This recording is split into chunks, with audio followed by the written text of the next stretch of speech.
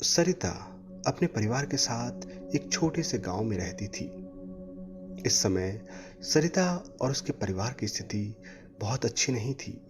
एक तो पूरे घर पर बीमारियों का साया और दूसरी आर्थिक तंगी। इन सब से सरिता और उसका परिवार बहुत बुरी तरीके से टूट गया था। सरिता अभी खाने के लिए कुछ बनाने जा ही रही थी कि उसके द्वार पर किसी की आहट सुनाई दी। सरिता जब द्वार पर पहुंची तो उसने देखा कि एक साधु उसके द्वार पर खड़ा है। साधु को देखकर सरिता काफी खुश थी। साधु ने सरिता से कुछ भिक्षा देने के लिए कहा। इस पर सरिता सोच में पड़ गई, क्योंकि उसके घर में इस समय ऐसा कुछ भी विशेष नहीं था जो साधु को दे सके। वो बड़े ही संकोच से अंदर गई और एक कटोरी चावल भर कर ले आई। वो चावल जो आज वो खाने में बनाने वाली थी। साधु सरिता के इस व्यवहार से बहुत खुश हो गया। उसने प्रसन्नता से सरिता को आशीर्वाद दिया और अपनी झोली से एक बोतल पानी भी सरिता को दिया। उसने सरिता से कहा कि इस जल को अपने पूरे परिवार को पिलाकर पूरे घर में छिड़क दे। इतना कहकर साधु वहां से चला गया।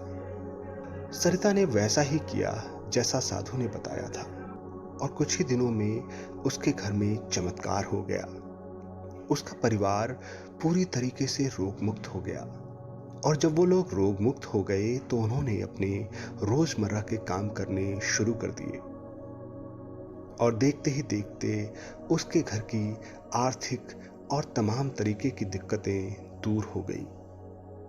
सरिता का परिवार अब पहले की तरह खुशहाल हो गया था। इतना सब कुछ होने के बाद सरिता को उस साधु की याद आई, तो उसने उस साधु की खोजबीन शुरू कर दी। आखिर उसे उन साधु का धन्यवाद जो करना था।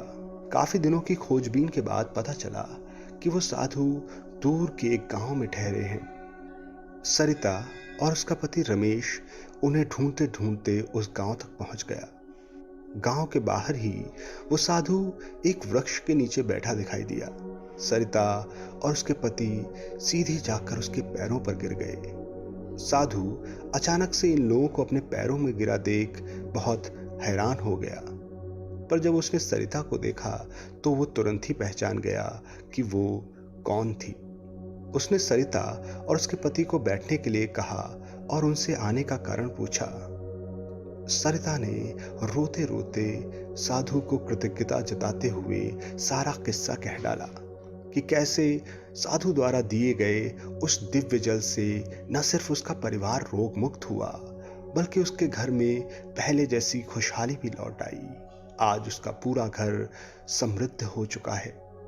साधु सरिता की बात बहुत ध्यान से सुन रहा था, पर जब उसने दिव्य जल का बार बार गुणगान किया तो वो जोर जोर से हंसने लगा।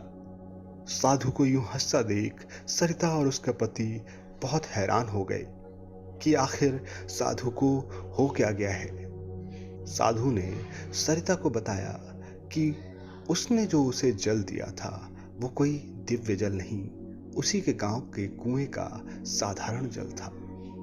उसने आगे का किस्सा सरिता को बताना शुरू किया। उसने बताया कि कैसे उसके गांव में जब वो भिक्षा मांगने घर घर गया तो हर घर से उसके ही बारे में सुनने को मिला।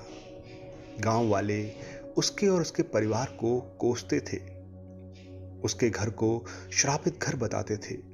इतना सब सुनकर वो समझ गया था कि सारा का सारा असर नकारात्मक सोच और अपने आप पर विश्वास न करने का था। वो यही सोचकर उसके घर गया था कि उसे कुछ सकारात्मक सोच और खुद पर विश्वास करना सिखा पाएगा, और यही सोचकर उसने उस साधारण कुएं का जल उसे दे दिया था इस्तेमाल करने के लिए। और वही हुआ। उस जल को दिव्य जल समझकर उसमें और उसके परिवार में सकारात्मक ऊर्जा का संचार हुआ और खुद पर विश्वास भी जागृत हुआ।